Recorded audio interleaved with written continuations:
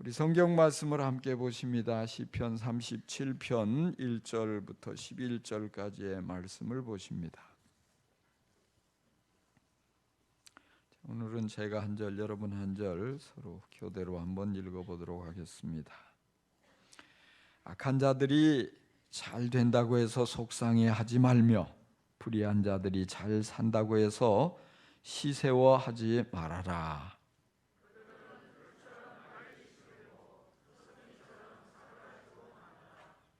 주님만 의지하고 선을 행하여라. 이 땅에서 사는 동안 성실히 살아라.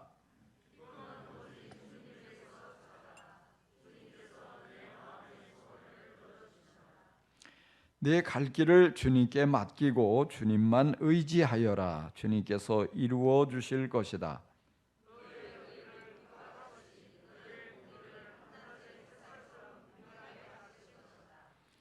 잠잠히 주님을 바라고 주님만을 애타게 찾아라. 가는 길이 언제나 평탄하다고 자랑하는 자들과 악한 계획도 언제나 이룰 수 있다는 자들 때문에 마음 상해하지 말아라.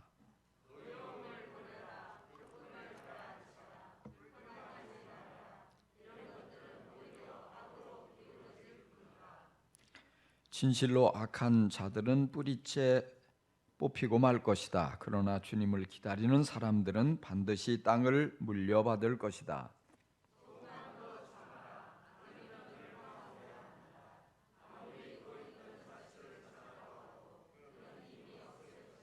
다 같이 겸손한 사람들이 오히려 땅을 차지할 것이며 그들이 크게 기뻐하면서 평화를 누릴 것이다. 아멘. 오늘 말씀의 제목은 악인의 형통과 의인의 고난. 좀 길죠? 우리들은 의인이 모두 다 잘 되고 또 악인은 빨리 멸망하리라 하고 이렇게 기대를 합니다. 그런데 현실 속에서 둘러보면은 오히려 의인들이 고난을 많이 당하고 악인이 형통하는 모습을 자주 목격하게 됩니다. 그런 모습을 볼 때마다 우리는 참 세상 불공평하다 이런 생각을 많이 합니다. 그리고 정말 하나님이 살아계시다면 왜 저 못된 악인이 형통하도록 내버려 두시는가? 고개를 갸웃하게 되지요. 성경에는 과연 악인의 형통과 의인의 고난에 대해서 뭐라고 말하고 있을까요? 구약 성경 욥기 20장에 보면 욥의 친구인 소발이 질병으로 고통을 당하고 있는 욥을 찾아와서 욥을 악인으로 단정하며 고난이 그냥 오는 게 아니다. 모든 고난은 죄 때문이다. 네가 죄를 지어서 그렇다. 너 위선자고 겉으로 의로운 체 하지만 가난한 자들을 학대하고 불의한 방법으로 재물을 착취했기 때문에 네가 화를 당하고 있는 거다. 정죄를 합니다. 그러면서 악인은 반드시 고통스럽게 죽는다고, 지금 육체적으로 정신적으로 아주 심각한 고통 가운데 신음하고 있는 욥을 향해서 욥의 상처에 죄를 뿌려버립니다. 참 위로한다고 가지고 이처럼 비난하고 공격하는 친구로 인해서 욥은 너무너무 괴롭죠. 그래서 이 욥기 21장에 욥이 그에 대해서 이제 그렇게 말하고 있어요. 둘러봐라. 어찌해서 악인들이 잘 살고 있지 않느냐. 그들을 보면 아주 장수하고 오래오래 살면서도 계속 번영을 누리고 있지 않느냐. 악인의 자손들은 번창하고 집에 재난도 없고 늘 평화가 깃들고 죽을 때도 보면은 별로 고통도 없이 아주 편안하게 그렇게 잘 죽고 있지 않느냐. 이거 어떻게 설명할 수 있느냐 이 말이에요. 성경에 보면은 이런 악인의 형통, 의인의 고난, 참 중요한 문제를 여러 곳에서 다루고 있어요. 악인이 형통하는 것처럼 보이고 이유 없이 고난을 의인이 정말 이유 없이 고난을 당하는 것처럼 보일 때도 있습니다. 하나님께서 악인이 형통하는 것을 그냥 가만히 내버려 두는 것처럼 느낄 때도 많이 있습니다. 그래서 많은 사람들은 하나님이 없다고 단정을 합니다. 하나님이 없으니까 저렇지. 오만방자한 모습을 하나님 앞에 드러내고 하나님을 원망하는 모습을 많이 봅니다. 어떤 사람들은 하나님을 떠나 살면서도 전혀 죄의식도 없고 죄책감도 없고 아주 주님을 향해서 빈정대고 있는 그런 모습도 많이 보게 됩니다. 그런데 하나님은 가만히 계셔요. 그럼에도 불구하고 그런 사람을 향해서도 그냥 내버려 두셔요. 나 같으면 당장에 하늘에서 불을 내려가지고 멸망시켜 버릴 텐데 우리 하나님은 그렇게 멸망시키지 않고 가만히 계신다는 사실이에요. 성경 안에서 그 여러 가지 이유를 찾을 수 있는데 하나님의 성품이요, 이런 심각한 죄를 지은 죄인임에도 불구하고 회개를 할 수 있는 기회를 주시려고 길이 참으신다는 것입니다. 우리 하나님은 그래서 불쌍히 여기셔서 회개할 기회를 주려고 참고 또 참고 기다려 주시는 거예요. 그리고 그럼에도 불구하고 끝까지 회개하지 않으면 어떻게 하냐? 내버려 뒀다가 한꺼번에 영원한 심판을 하시는 것입니다. 중요한 사실은요, 우리가 어떤 삶의 한 단편만을 보고 어떤 한 현상만을 바라보고 하나님을 오해해서는 안 된다는 사실이에요. 더 나아가서 악인의 형통을 부러워해서는 정말 안 된다는 사실입니다. 잠언 24장 1절은요 이렇게 말씀해 주고 있어요. 너는 악인의 형통을 부러워하지도 말고 그와 함께 있지도 말지어다. 할렐루야. 악인이 죄를 범하고 불의한 방법으로 부유하게 되고 잘 살게 되고 좋은 높은 지위를 얻게 되고 권력을 휘두르게 되고 그런다고 해서 부러워하지 말고 또 뭔가 덕보려고 함께 있으려고도 하지 말라는 것입니다. 우리는 성경 안에서 아주 대표적인 악인으로 아합과 이세벨을 들 수가 있어요. 아합은 하나님의 은혜로 왕이 됐는데 이방 여인 이세벨을 아내로 맞아들였습니다.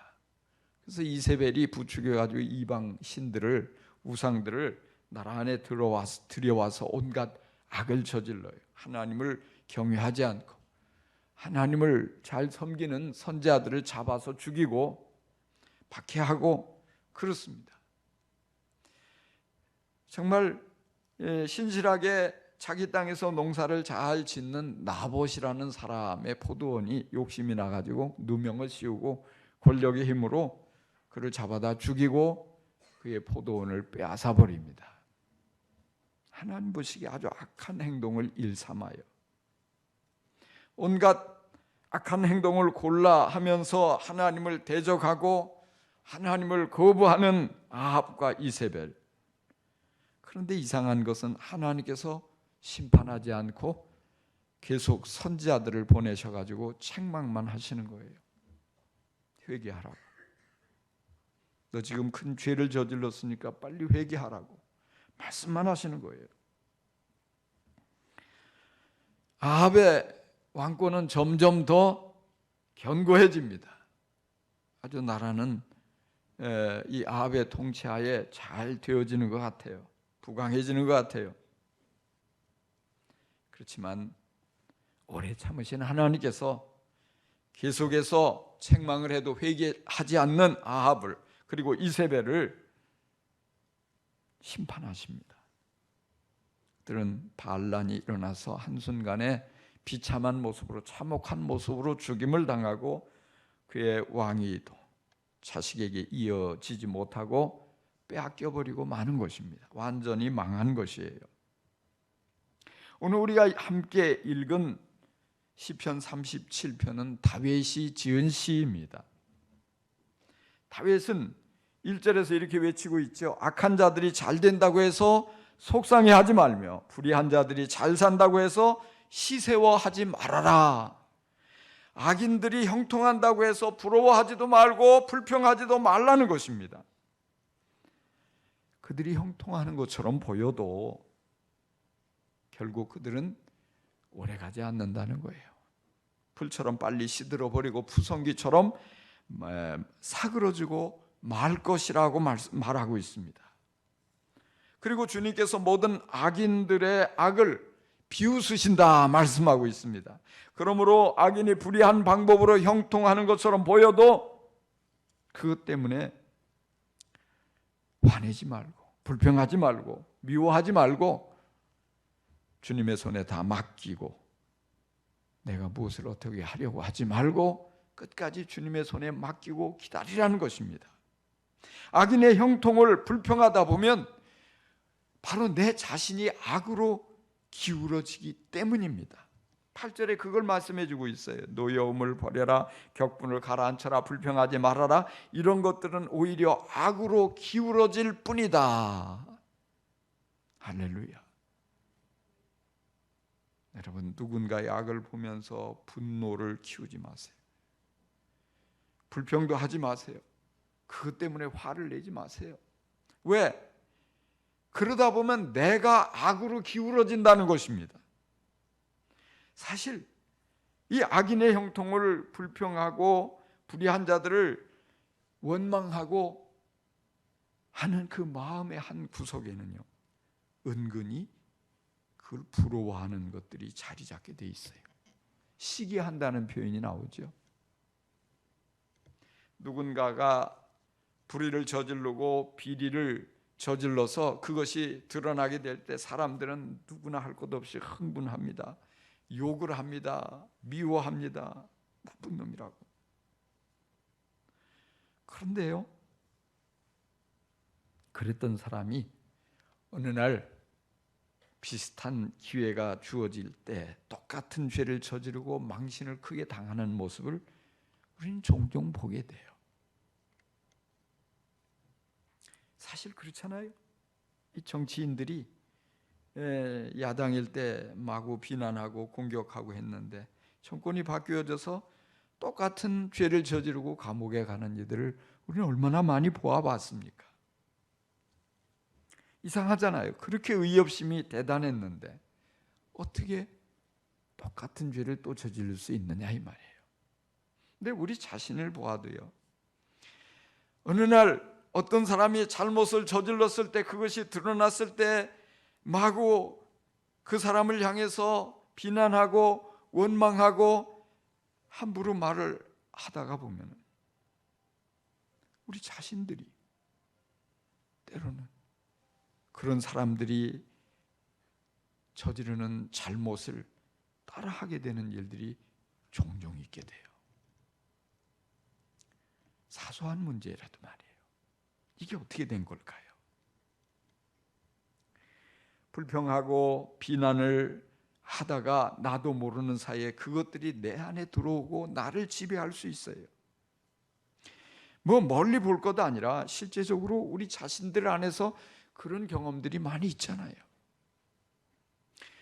우리가 말단 사원일 때에 윗사람들이 뭔가 어떤 가혹하게 하고 무리한 요구를 하고 그러면 어떤 같은 이 말단 사원들끼리 욕을 하고 원망을 하고 비난을 하고, 근데 세월이 흘러서 그 자리에 올라갔을 때 똑같은 잘못을 저지르는 모습을 많이 보게 돼요. 우리말에 아주 시집살이를 고되게 한 그런 며느리가 시어머니가 되면 똑같은 이 아주 이 시집살이를 시킨다는 그런 말이 있잖아요. 왜 이런 일이 있겠어요? 그런 일을 당할 때 너무 미우니까, 너무 섭섭하니까 불평하면서 계속 그 생각을 하는 거예요. 계속 바라보는 거예요. 그러면서 그런 것들이 나도 모르게 닮아가는 거예요. 내 안에 자리 잡게 되는 것입니다. 시편 37편을 기록한 다윗은 이 악한 왕 사울의 밑에서 너무너무 억울하고 부당한 일을 많이 당했어요. 그 왕을 향해서 충성을 다한 충신임에도 불구하고 미움을 받고 시기를 받고 그 쫓겨다니고 목숨의 위협을 수없이 겪게 되고 아주 부당한 일을 어마어마하게 당했다고요. 사울 왕과 그의 곁에 있는 간악한 간신배들이 이간을 하고 이런 가운데서 너무너무 억울하고 답답한 일을 겪으면서 다윗이 불평을 했을까요? 네, 성경을 보면은 한 번도 불평하지 않아요. 원망하지 않아요. 미워하지도 않아요. 어떻게 그럴 수 있어요? 그 다윗의 마음에도 답답함이 견딜 수가 없어서 분통이 터져서 너무너무 힘들 그런 순간들이 있죠. 그러면 다윗은 하나님께로 나아가서 그 모든 억울함을 하나님께만 쏟아놓는 거예요. 기도하며 낱낱이 하나님께 그 섭섭함을 쏟아놓아요. 그리고 기도하고선 다 털어버립니다. 사람들을 만나서 이럴 수가 있는가 원망하지 않고 불평하지 않고 그런 시간을 보내는 거예요. 그렇기 때문에 모든 고난의 과정을 통해서 단련이 되고 믿음을 키우고 오직 하나님의 뜻을 분별하며 그렇게 시간이 되어져 사울 왕은 전쟁터에 나가서 죽게 되고 백성들이 다윗을 왕으로 추대를 해서 다윗이 왕위에 오르게 됩니다. 그런데 다윗은 사울 왕과는 전혀 다른 길을 걷는 거예요. 악인의 길을 걸었던 사울 왕과는 달리 다윗은 의인의 길을 걷습니다. 두고두고 모든 사람들이 우러러보는 성군이 되는 것이에요. 복군이 아닌 성군. 그러니까 나라가 크게도 번창하는 거예요. 사울 왕 때는 다윗 잡으려고 군사를 풀고 엉뚱하게 그런데 에너지를 쏟아붓다가 자꾸 외세의 침략을 받아서 늘 시달리고 어려웠는데 다윗은 그렇지 않죠. 언제나 하나님만을 바라보고 하나님만을 경외하고 하나님을 사랑하는 그 마음으로 백성들을 사랑하고 잘 다스려서 하나님께 큰 사랑을 받고 모든 백성들에게 인정을 받는 최고의 인물이 되는 것입니다. 만약에 다윗이 사울에게 부당한 일을 당했다고 불평했더라면, 악인을 시기하고 원망했더라면 어떻게 되었을까요? 아마 틀림없이 다윗도 왕위에 올랐을 때 사울이 범했던 것과 똑같은 죄를 저질렀을 것입니다. 그런데 다윗은 악인들에게 둘러싸여서 온갖 고난을 겪었지만 그의 시선을 악인들에게 집중하지 않으려고 몸부림쳤어요. 힘들고 어려운 순간 하나님을 바라보고 하나님께 나와서 기도하고 하나님을 찬양하며 하나님을 예배하며 하나님께 모든 시선을 집중했던 것입니다. 그랬기 때문에 다윗은 정말로 아름다운 믿음으로 충만하게 무장되었고 훌륭한 성품으로 잘 다듬어져서 주님의 손에 붙잡혀 귀하게 쓰임받은 것이에요. 우리가 누군가를 불평하며 미워하면 자신도 모르게 자기가 미워하는 사람, 불평하는 그 사람에게 시선이 집중되게 돼 있어요. 싫어하면서도 미워하면서도 자신도 모르게 그를 닮아가게 되어 있어요. 그의 나쁜 것까지도 모든 것을 다 닮아가게 되어 있어요. 그래서 뭐냐? 결국에는 똑같은 사람이 되고 말아요. 자기가 싫어하는 그 사람이 되고 마는 거예요. 똑같은 길을 걷고 결국 똑같은 운명에 처하게 되는 것이에요. 같이 망하고 마는 것이에요. 이러니 이게 얼마나 더 억울한 일입니까? 물론 이분은 난 절대 그렇게 되면 저렇게 살지 않을 거야. 그렇죠. 그런데 어느 날 보면 그 똑같은 모습이 되어 있는 거예요. 어려서 이 부모에게 학대를 당하면서 아버지가 막 자녀를 심하게 이 매질을 하고 욕설을 하고 막 술 먹고 와서 괴롭히고 그 시달리면 난 절대 크면 술 입에도 안 될 거야. 난 저런 아버지 안 될 거야. 그런데 대다수가요, 똑같은 길을 걸어가고 있는 거예요. 그렇게 싫어했는데 왜요? 그렇게 바라본 거예요. 원망하면서 바라본 거예요. 불평하면서 바라본 거예요. 그러다 보니까 시선이 거기에만 대부분 가 있으니까 그게 자신도 모르는 사이에 내면화되어 버린 거예요. 체득이 되어버린 거예요. 그 길을 걸어가는 것이, 이거 얼마나 불행한 일입니까? 그렇지만 우리 신앙인들은요, 그런 순간에 거기에 시선을 빼앗기지 않고 하나님을 바라보는 거예요. 하나님의 사랑을 묵상하고 하나님의 은혜를 기억하고 감사하며 자꾸 시선을 바꿔가니까 끊어버리는 거예요. 악습을 끊어버리는 거예요. 계속해서 이어내려가는 그 불행을 끊어버리는 거예요. 우리가 신앙생활을 한다고 하면서도 세상 사람들하고 똑같이 불평하고 원망하고 미워하고 하면은 이게 안 끊어진단 말입니다. 악인과 운명을 같이 하지 않으려면 우리는 애써 주님을 바라보려고 몸부림을 쳐야 돼요. 주님을 의지해야 합니다. 3절 말씀에 주님을 의지하고 선을 행하여라 그랬어요. 5절 말씀에 내 갈 길을 주님께 맡기고 주님만 의지하여라, 주님께서 이루어 주실 것이다 그랬습니다. 7절에 잠잠히 주님을 바라고 주님을 애타게 찾아라. 가는 길이 언제나 평탄하다고 자랑하는 자들과 악한 계획도 언제나 이룰 수 있다는 자들 때문에 마음 상해하지 말아라 말씀하고 있습니다. 공통적으로 주어지는 말씀이 뭐예요? 그런 상황에서도, 그럼에도 불구하고 주님을 의지하라는 것입니다. 주님을 바라보라는 것입니다. 주님을 신뢰하라는 것입니다. 주님께 시선을 고정시키고 주님의 손에 우리의 장래를 맡겨버려야만 합니다. 불평의 말을 내뱉고 싶은 유혹을 이기고 잠잠히 주님만을 간절히 찾아야 합니다.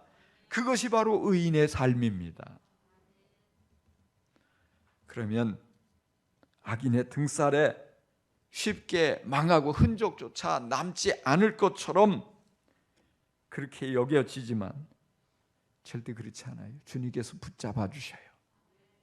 주님의 크신 손으로 붙들어 주시기 때문에 그 모든 과정을 통해서 더 단련이 되어지고 성숙되어지기는 하겠지만 망하여 사라지지 않는다는 사실입니다. 악한 자들이 뿌리채 뽑히고 말지만은 주님을 기다리는 사람들은 반드시 땅을 차지한다고 말씀해 주고 있습니다. 악인은 있던 그 자취도 찾을 수 없도록 사라져 버리고 말지만 겸손한 사람은, 하나님을 신뢰하고 의지하는 겸손한 사람은 땅을 차지하여 크게 기뻐하고 평화를 누리게 될 것이라고 약속하고 있습니다. 땅을 차지하는 게 뭡니까? 땅에서 잘 되는 거예요. 땅에서 존귀하게 되는 것입니다. 행복하게 살아가는 것입니다. 할렐루야. 아브라함 링컨이 미국의 대통령으로 있을 때에 종종 워싱턴 DC에 있는 에비뉴 교회에 출석을 했다고 합니다. 그런데 이 에비뉴 교회에 조셉이라는 목사님이 있었는데 우연한 기회에 아브라함 링컨 대통령이 성경을 펼쳐놓고 있는 모습을 볼 수가 있었어요. 그런데 아주 낡은 성경에 얼마나 많이 손가락으로 짚어하면서 읽었는지 특별히 손자국이 많이 나 있는 구절이 있더라는 거예요. 눈물방울도 많이 떨어져 있고 그 손자국이 아주 명확하게 나타나 있는 그 구절에 무슨 말씀이 있나 읽어봤더니 시편 37편 7절 오늘 본문이에요. 잠잠히 주님을 바라고 주님을 애타게 찾아라. 잠잠히 주님을 바라고 주님을 애타게 찾아라. 링컨은 이 말씀을 굉장히 사랑하고 이 말씀을 자주 묵상을 했던 거예요.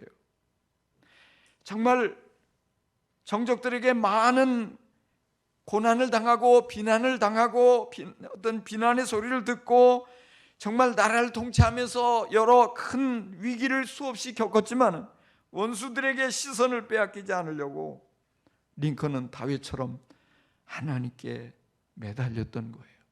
하나님만을 잠잠히 바라고 하나님만을 애타게 찾았던 것이에요. 그렇게 찾을 때 하나님께서 그의 삶을 온전히 지켜주실 것을 믿음으로 바라고 끝까지 참고 기도하며 기다렸던 사람, 링컨. 그런 아름다운 믿음이 있었기 때문에 오늘 미국 사람들뿐만 아니라 전 세계 수많은 사람들의 존경을 한 몸에 받는 훌륭한 인물이 된 것이에요. 주님의 약속은 틀림이 없습니다. 우리가 어떻게 느껴지든 간에 그 느껴지는 것을 따라가지 말고 하나님의 약속의 말씀을 믿고 온전히 주님을 의지하고 주님을 바라보고 주님께 우리 자신을 내어 맡기는 아름다운 그리스도인들이 될 수 있기를 간절히 축원합니다. 제가 오늘 악인과 의인에 대한 얘기를 하니까 아마 여러분 마음 가운데 나는 나 같은 게 무슨 의인이야 이런 분이 있을지 몰라요. 그런데 이 시편 37편을 읽어보다 보면요, 의인의 또 다른 이름이 있는데 그 이름이 뭔지 아세요? 성도입니다. 성도라고요. 성도. 예수 믿는 사람 성도라고 하잖아요. 그 마음에 믿음이 가득하기 때문에 눈에 보여지는 것을 따라가지 않고 주님의 약속을 붙잡고 살아가는 사람, 성도예요. 주님의 손에 자신의 모든 것을 내어 맡기고 살아가는 사람이 성도입니다. 때로는 그 길에 고난이 기다리고 있어요. 가난을 견뎌내야 할 때도 있어요. 질병이 그를 위협하기도 해요. 그럼에도 불구하고 그런 현실로 인해서 불평하지 않고 원망하지도 않고 한눈을 팔지도 않아요. 그가 만나는 환난을 부끄러워하지도 않아요. 어떤 환경에 처했든지 하나님께서 그 손으로 나를 붙잡고 계시다는 이 확신을 가지고 요동하지 않습니다. 그렇게 하나님의 손에 붙잡혀 살아가다 보면 하나님의 손길로 빚어지는 거예요. 아름답게 빚어져요. 모든 성품도 빚어지고요, 그 믿음도 단단해지고요, 또 모든 가치관도 하나님의 손에 의해서 빚어지는 거예요. 그렇게 빚어지고 때가 되면 하나님께서 그의 삶을 통해서 큰 능력을 나타내 주십니다. 다윗과 같이 마치 한낮의 햇살처럼 그의 인상을 아주 빛나게 밝혀주시고 높여주십니다. 할렐루야. 여러분에게 그런 믿음이 있으십니까? 하나님께서 지금 내가 고난 속에 있지만, 지금 내가 가난하지만, 지금 내가 이렇게 큰 고통을 겪고 있지만 반드시 때가 되면 이 모든 과정을 통해서 나를 빚으신 주님께서 빛나게, 세상에서 빛나게 나를 높여주실 것이다. 여러분, 이런 믿음을 품게 되기를 간절히 축원합니다. 오늘 우리가 살아가면서 참 불평하고 싶을 때가 많아요. 오늘 우리의 처한 환경, 또 문제, 또 우리 눈에 보여지는 모든 현실들, 또 무엇보다도 우리 주위에 있는 여러 사람들로 인해서 내 마음에 들지 않고 못마땅하고 나를 힘들게 하고 어렵게 하고, 그래서 저절로 막 불평이 나와요. 근데 여러분, 그때 그 유혹을 이기고 잠잠하세요. 잠잠하세요. 부부간에도 서로 너무 불평하지 말고요, 좀 잠잠하세요. 자녀들 앞에서도 너무 불평 들어대지 말고요, 좀 잠잠해 보세요. 침묵해 보세요. 사단이 가져다주는 그 유혹을 이기고 오히려 침묵하면서 주님께 시선을 집중하는 거예요. 그럴수록 주님을 바라보고, 정말 이걸 내가 내 힘으로 참고 이겨내기 어려우면 주님 앞에 나아가서 기도하는 거예요. 주님의 말씀을 펼쳐서 그 말씀을 자꾸 반복해서 보면서 주님께서 주신 약속을 붙잡는 거예요. 그러면 여러분이 싫어하는 것을, 싫어하는 사람을 닮지 않게 돼요. 여러분이 두려워하고 여러분이 정말 염려하는 그런 불행이 여러분을 사로잡지 않게 돼요. 잡을 수가 없어요. 주님께서 여러분에게 다가오시고 주님께서 여러분을 위로해 주시고 주님께서 그 모든 상황을 이겨낼 수 있는 용기도 주시고 믿음도 주시고 능력도 더해 주실 줄로 믿습니다. 그래서 여러분 모두가 정말 다윗처럼 말해요. 그렇게 다른 사람에게 고백할 수 있게 되기를 바랍니다. 내가 이런 악인들을 보면서 불평하고 싶은 유혹을 주님 앞에 나아가서 기도하면서 이겨내고 주님의 약속의 말씀을 붙잡고 기도했더니 하나님께서 내 삶 속에서 다윗에게 나누어 주셨던 그 축복을 내게도 나누어 주셨다고, 우리 하나님 얼마나 좋으신지 모르겠다고, 이런 하나님의 축복이 바로 당신과도 함께 있기를 바란다고, 여러분 이런 당당한 간증이 여러분의 입술에서 넘쳐날 수 있기를 간절히 축복합니다. 축복합니다. 기도하십시다.